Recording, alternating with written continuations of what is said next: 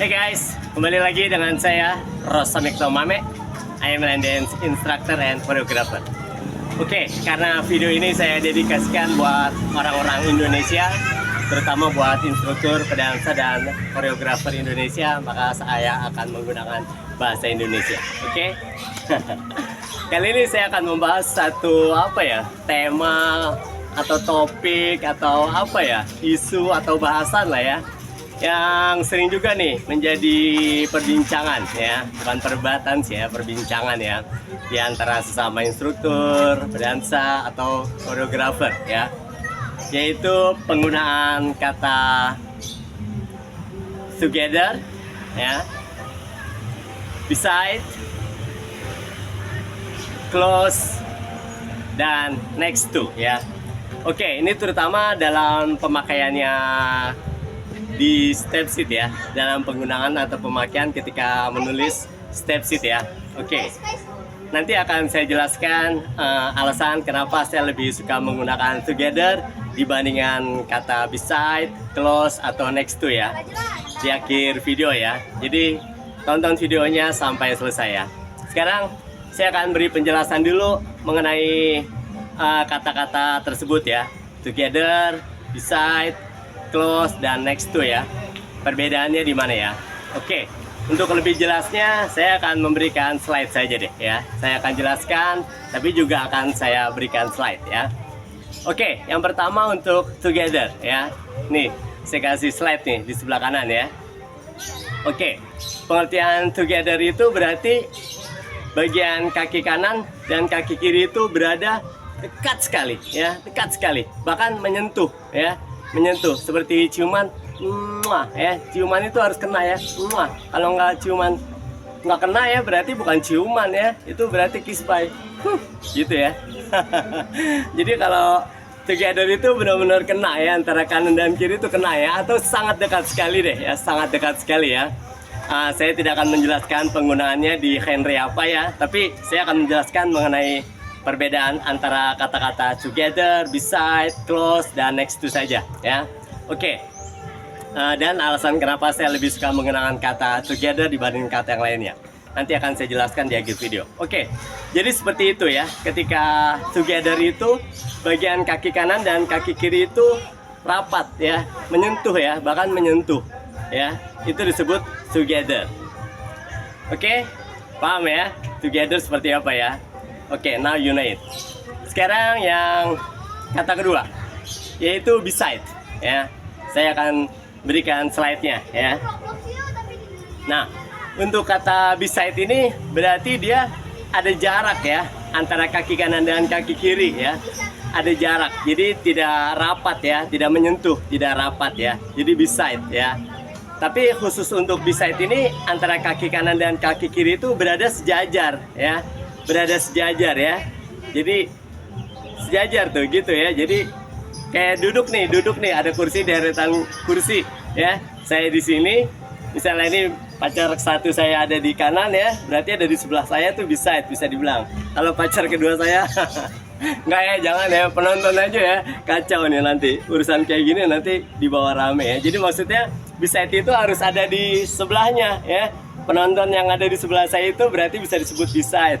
Terus orang yang duduk di sebelah kiri saya ya, ini kanan ya, ini kiri ya. Orang yang duduk di sebelah kanan saya bisa disebut beside ya, beside me ya. And yang di sebelah kiri juga bisa disebut sebagai beside ya. Tapi keduanya tidak menyentuh saya ya, tidak terlalu dekat. Ada jarak antara saya dan dia. Ada jarak antara saya dan dia ya. Tapi mereka berdua berada sejajar dengan saya ya. Itu disebut beside ya. Pahami betul-betul ya perbedaannya ya, harus pahami betul-betul ya, jangan sampai setengah paham setengah nggak paham ya.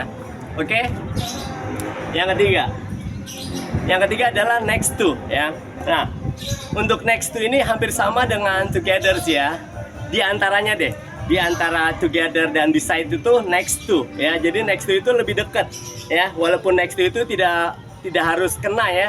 Jadi nggak seperti waktu ciuman gitu ya, kena ya, bibir sama bibir kena gitu ya, together ya. Kalau ini enggak nih, kalau next to nggak mesti kena ya, tapi berada dekat ya, berada dekat sekali ya, lebih dekat daripada beside ya.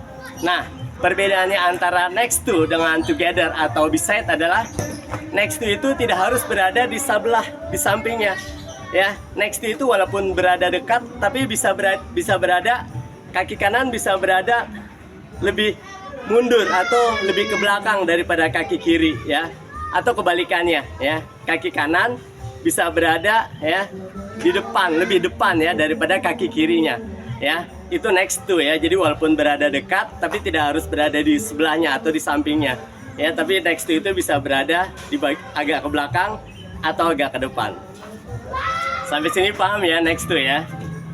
Nah, sekarang yang berikutnya adalah close to. Nah, close to ini lebih mirip kepada beside ya, lebih mirip kepada beside. Jadi ada jarak yang lebih lebar dibandingin next to ya. Dan udah pasti beda dengan together ya. Kalau together itu kan rapat ya, antara kaki kiri dan kaki kanan rapat ya. Kalau close to itu tidak rapat ya. Dia ada jarak ya, dan jaraknya juga lebih besar daripada next to ya. Jadi hampir sama seperti beside. Hampir sama jaraknya seperti beside ya, berjarak. Nah, cuman perbedaannya antara close to dengan beside adalah kalau beside itu harus berada di sebelah kanan dan kiri ya. Jadi kaki kanan, kaki kiri seperti ini nih beside ya. Sementara kalau close to ya, itu nggak mesti ya. Seperti halnya next to ya, seperti halnya next to ya. Close to itu berarti antara kaki kanan dan kaki kiri nggak mesti sejajar gini. Tapi bisa berada seperti gini ya. Kaki kanan, kaki kiri, next to, close to, dekat ya, dekat, close to. Atau kaki kanannya berada lebih maju daripada kaki kirinya. Ya, tapi tidak jauh ya, jaraknya tidak jauh ya, jaraknya dekat ya, tapi tidak di sebelahnya ya, jaraknya dekat. Ini beside nih, ini beside nih ya, ini beside. Nah, ini close to di sini ya, atau close to di sini ya. Bahkan close to itu bisa berada di kanan ya, ini kanan, ini kiri. Close to bisa berada seperti ini. Close to ya, jadi cross right over left ya, tapi close to left ya, jadi jaraknya crossnya nggak jauh ya. Kalau ini kan cross seperti ini, jauh ya, jaraknya cross over seperti ini ya, kaki kanan cross over left ya. Nah, kalau close to itu berarti jaraknya antara kaki kanan dan kaki kiri itu dekat ya, tapi tidak sedekat next to atau tidak sedekat together, udah pasti ya. Sampai sini paham ya perbedaannya ya. Jadi antara together, beside, close to, dan next to itu berbeda semuanya ya. Sementara kalau together itu lebih mirip ya. Together itu lebih mirip atau gini. Next to itu lebih mirip dengan together ya. Cuman next to itu bisa berada lebih mundur, lebih ke belakang atau lebih maju ya. Sama halnya dengan close to ya. Close to itu lebih mirip dengan beside ya.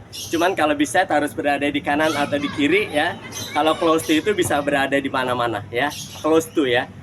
Oke, close to ya, tidak jauh ya. Ya. Tapi tidak terlalu dekat ya. Tidak jauh tapi tidak terlalu dekat. Oke, itu close to. Paham ya? Nah, sekarang saya jelaskan kenapa alasan saya menggunakan satu kata together untuk perbedaan untuk di banyak genre ya, di banyak genre. Apakah itu polka, apakah itu jive, apakah itu cha-cha, apakah itu waltz, apakah itu rumba ya. Di banyak genre saya selalu menggunakan kata together ya. Jadi saya tidak mencampur adukan antara together dengan close atau together dengan beside atau together dengan next to di satu step sheet ya. Jawabannya seperti ini. Karena ketika kita membuat step sheet itu, kita harus membuat yang sesimpel mungkin dan konsisten ya, konsisten dalam arti untuk gerakan yang mirip ya, mirip. Kalau gerakannya sama persis, itu harus ditulis dengan cara yang sama ya. Tapi kalau gerakannya mirip walaupun tidak sama persis tapi mirip ya. Misalnya di section 1 ada gerakan yang saya mau gerakan kakinya antara kanan dan kiri menutup. Saya tulis together ya, together. Tapi ada gerakan di section 2, section 3 atau section lainnya itu yang gerakannya itu sebenarnya tidak rapat ya, seperti contohnya kayak grapevine ya, grapevine atau misalnya apa ya? Misalnya jazz pop deh, jazz pop ya. Ini cross 1, back 2, 3, 4 ya. 4-nya itu padahal saya 4-nya nggak begini ya. 4-nya nggak rapat ya. Padahal kalau together itu kan harusnya rapat ya, kaki kanan dan kaki kiri rapat ya, saling bersentuhan ya. saling bersentuhan seperti kayak ciuman tadi tuh, gitu ya, ciuman ya, rapat ya, menyentuh ya. Padahal ketika melakukan J-Box, hitungan 4-nya itu saya tuh seringkali tidak, kakinya tuh tidak rapat ya, ada jarak. Ini kan harusnya dituliskan close to ya, close to atau next to ya, close to atau next to. Jika gerakan kaki seperti ini, 1, 2, 3, 4. Ini kan harusnya ditulis close to atau next to ya. Tapi buat saya itu apa ya, terlalu nggak konsisten ya. Dalam artian kalimat yang bisa digunakan, satu kata bisa digunakan untuk beberapa gerakan yang mirip ya. Kenapa kita mesti dalam satu steps itu mesti ada together, lalu nanti ada mesti lagi close to atau next to atau beside gitu ya. Dan lagi satu hal, kenapa saya lebih senang menggunakan kata together. Ini saya akan kasih contoh alasannya ya. Karena alasan step together itu bisa ditulis dengan sangat singkat. Dengan sangat singkat ya. Untuk penjelasan gerakan yang hampir sama ya, atau keterangan gerakan yang sama ya, bisa ditulis dengan berbagai versi ya. Menggunakan together itu paling singkat. Saya akan buktikan. Ini akan saya berikan contoh-contoh ya. Contoh-contoh di kanan ya, atau di kiri, kayaknya di kanan ya. Kalimat yang menggunakan together atau beside atau next to atau close to ya, dengan gerakan yang kurang lebih sama ya. Karena tergantung genre-nya juga sebenarnya ya. Kalau Cha-Cha udah pasti saya pasti pakai together ya. Tapi kalau J-Box, Grapevine sebenarnya nggak mesti together. Tapi saya juga menggunakan kata together untuk penggunaan kata J-Box ya, atau rumba box ya. Kalau rumba box udah otomatis pasti together. Nih, berikut ini akan saya berikan contoh-contohnya. Kenapa saya lebih senang menggunakan kata together dibanding kata yang lainnya. Bisa diperhatikan.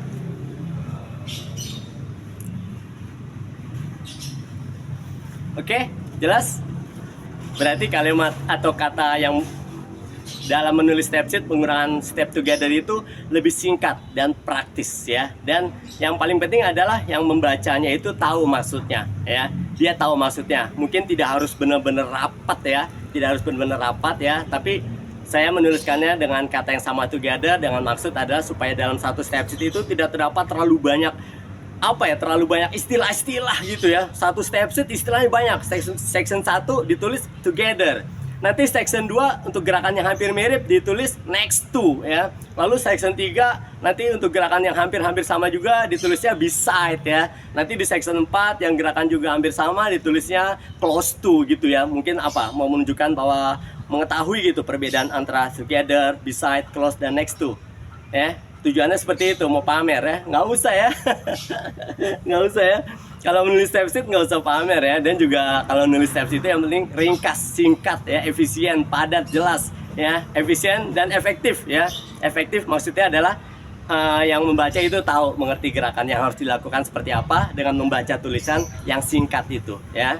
Oke, sampai sini jelas ya, menambah wawasan Anda. Now you know it, kenapa saya menggunakan kata together. Dan Anda juga sudah tahu perbedaan antara together, beside, close, dan next to. Oke, jangan lupa untuk like, comment, share, and subscribe my YouTube channel. Thank you, bye-bye, have a nice day.